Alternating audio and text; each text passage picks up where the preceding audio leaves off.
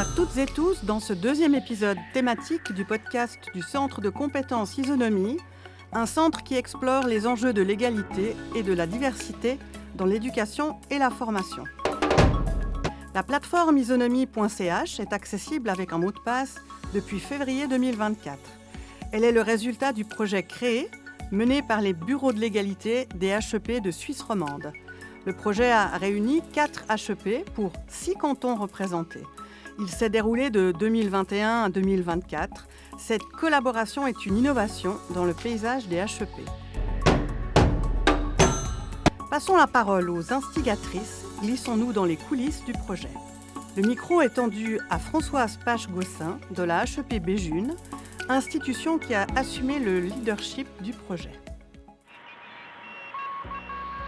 Le projet de création d'un centre de compétences et de ressources dédié à des enjeux de diversité et d'égalité dans le système éducatif et de la formation à l'enseignement repose sur une volonté de répondre aux défis que rencontrent les professionnels de l'éducation et de la formation à l'enseignement lorsqu'il s'agit d'intégrer des enjeux de diversité et d'égalité dans leurs pratiques pédagogiques.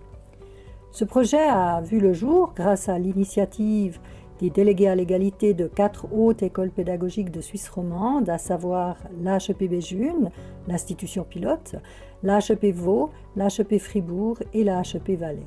Ce projet a également pu bénéficier du travail engagé d'une chargée de mission et d'un financement obtenu auprès de Swiss Universities, qui est la fêtière des hautes écoles. Ce centre de compétences dédié à des enjeux de diversité et d'égalité est aujourd'hui une réalité intégrée au sein des 4 HEP. Ainsi, ce centre de compétences vise à devenir une référence pour les professionnels de l'éducation et de la formation en quête d'idées nouvelles, d'outils pédagogiques, de besoins de formation et d'informations spécifiques en phase avec les exigences et les réalités du terrain.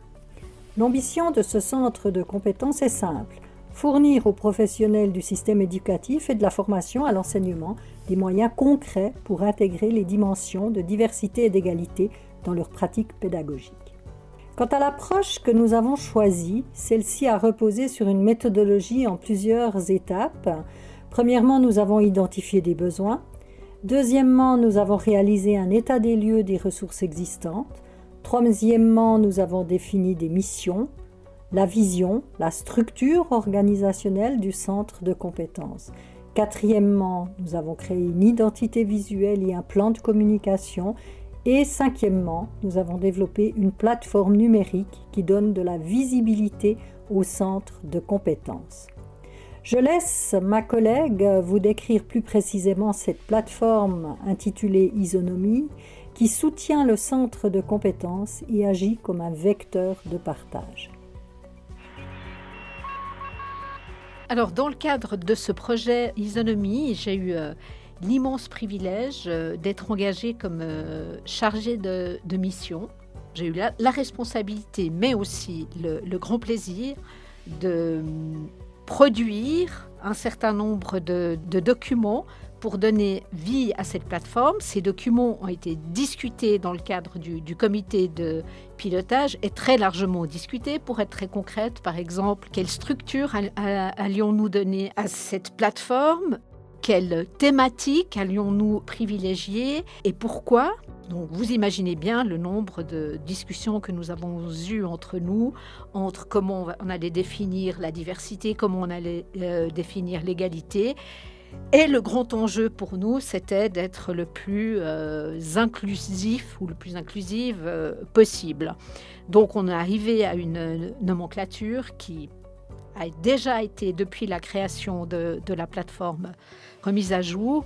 Nous avons par exemple décidé de parler de la diversité des modes de vie, de la question du santé et bien-être, climat scolaire, vivre ensemble, exercice de la démocratie.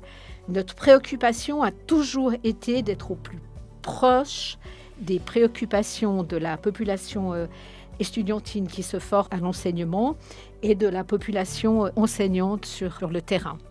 Alors, à partir de ces grandes thématiques, nous avons créé d'autres sous-thématiques que vous pouvez retrouver aisément, facilement sur la plateforme. Quant à moi, en tant que chargée de mission, cheville ouvrière, telle une artisane, j'aime utiliser cette expression, je suis partie à la quête d'ouvrages en littérature jeunesse qui traitent, notamment littérature jeunesse, qui traitent de ces questions de diversité et d'égalité. C'est une grande découverte et un immense plaisir de sélectionner des ressources dans ce domaine. Nous avons aussi décidé de consacrer des ressources, enfin de dédier plutôt des ressources au personnel enseignant dans une perspective de formation. Donc la plateforme ouvre un choix sur cette littérature à caractère professionnalisant. Nous vous proposons également une série de podcasts sur des thématiques qui ont retenu notre attention. Voilà, donc cette plateforme est en développement permanent et nous vous invitons à la consulter sans modération. Vous l'aurez compris, une place toute particulière est accordée à la littérature jeunesse dans ce projet. C'est Mariana Steiner de la HEP Fribourg qui va nous le présenter. La littérature de jeunesse, c'est un outil fabuleux, déjà beaucoup utilisé par le corps enseignant, mais c'est un outil merveilleux, c'est un levier vraiment très intéressant pour travailler sur différentes thématiques de la diversité et de l'égalité des chances. Le secteur de la littérature de jeunesse est d'ailleurs en pleine expansion sur ces thématiques et nous souhaitons mettre à l'honneur des récits qui permettent de discuter avec les élèves de la diversité et de l'égalité des chances dans le champ scolaire. L'intention est également de développer des scénarios pédagogiques qui accompagneraient des ouvrages et l'élaboration de tels scénarios pourrait se faire dans une démarche participative avec des enseignants, des enseignantes ou des étudiants, des étudiantes en s'appuyant sur les réalités vécues sur le terrain, bien évidemment. Plusieurs témoignages mentionnent la nécessité de pouvoir envisager une formation pour se sentir à l'aise, pour interagir sur des questions vives en classe. Sophie Amédro de la HEP Valais ouvre quelques pistes à envisager. La plateforme Isonomie propose également le moyen de nourrir sa propre réflexion. Une perspective auto-formative a permis de sélectionner des ouvrages qui participent en effet à élargir sa perception de certaines thématiques. Ces ouvrages s'adressent donc au personnel éducatif curieux de développer sa compréhension sur la base de connaissances actuelles. En parallèle à cette démarche d'auto-formation, des cours destinés au personnel enseignant ont été spécialement conçus. Ces formations continues sont proposées dans l'ensemble des institutions partenaires, sous réserve d'inscriptions suffisantes. Reste un onglet de la plateforme qui pour l'heure est moins développé. Je me tourne vers Muriel Guyat de la HEP Vaud. Quelles sont donc les perspectives pour créer une dynamique de réseau ? Y a-t-il des projets prévus ? Voilà, merci Sophie. Si le format plateforme en fait a été retenu par le comité de pilotage plutôt que celui d'un site internet, c'était vraiment pour son potentiel de mise en réseau de personnes qui vont le consulter. On a reçu plusieurs témoignages qui révèlent la nécessité de pouvoir compter en fait sur des collègues dans le terrain ou étudiants pour commencer à co-construire en fait des scénarios pédagogiques sur la base de ces belles ressources que nous trouvons sur la plateforme, sachant que les thématiques qui sont considérées sont sensibles. La création en fait de réseaux, d'une communauté de pratique constitue sans doute en fait un levier pour analyser ces situations, pour échanger sur des pratiques innovantes. Pour commencer à initier en fait cette dynamique de réseau, nous avons proposé un concours cet automne, un concours autour d'albums de littérature jeunesse, un concours dédié en fait à des professionnels ou à des futurs professionnels qui permettait d'utiliser le livre comme outil pour commencer à penser en fait l'égalité, la diversité au quotidien avec les élèves. Cet onglet en fait devra permettre aux professionnels de partager donc des scénarios pédagogiques. C'est vraiment l'idée de fédérer, de mutualiser les forces, mais aussi les compétences. Un format qui promet de belles ouvertures et de belles rencontres. En conclusion, on l'aura compris, chacune à sa manière exprime le formidable élan qu'un pareil projet initie, sortant chacune de sa zone de confort, suscitant la curiosité et des occasions de développement de ses compétences professionnelles par un travail soutenu. La plateforme Isonomie en est une facette visible.